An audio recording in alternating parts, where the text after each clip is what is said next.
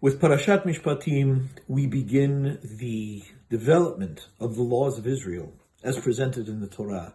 The first bulk of laws that we have are laws that we call Mishpatim, literally judgments.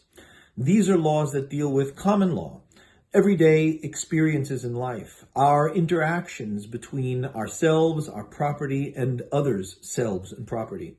We are cautioned against using ourselves, our own weight, our own might, our own presence, as an oppressive agent against other people. We have to be very careful about when we extend beyond our boundaries and how it is that we affect other people's sovereignty and well-being in their own lives. While we speak of liberation and freedom in the previous parashiot, here in Parashat Mishpatim, it is quite evident that we talk about restrictions in these Mishpatim. And it seems strange that after we are coming out in such great liberty from our bondage in Egypt, what we hear pretty much throughout this entire parasha are restrictions, restrictions, restrictions. But it is important to establish these restrictions for a life of freedom. Mishpatim is not literally translated as law. Mishpatim is translated as judgments.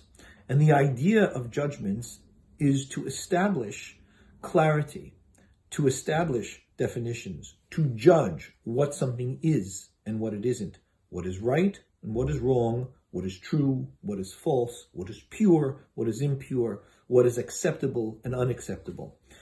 Those are the structures for society that is to run in freedom.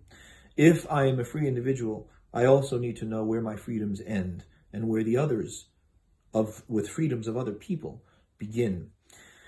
At its beginning, it seems restrictive, but as the parasha plays on, the people begin to find the breadth of openness that this provides. It provides clarity. It provides distinct definition as to who it is that I am and how it is that I should act in terms of my own being. It doesn't give me full and utter liberty in all manner in order for me to be able to act as I will.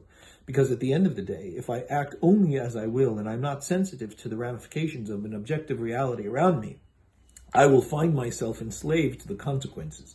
And so here the Torah says, note the consequences. Note the circumstances in which you live. And if you adhere to these circumstances, you recognize the consequences, you are understanding of the definitions and delineated space that is you, as opposed to another individual, you will genuinely have the ability to live a free and open life. And it is in that experience that we then establish the covenant here in Parashat Mishpatim, rather than last week in Parashat Yitro. Before these delineations are established, the ideas of freedom are wonderful, but it is here that they are brought into concrete examples of life.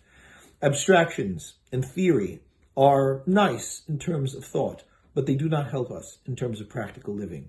We must bring the abstractions and theories into practical applications. And here, those practical applications are defined for us in Torah. And it is here that the people recognize they have a life that they can live within this covenant, within this newfound freedom that they are walking into.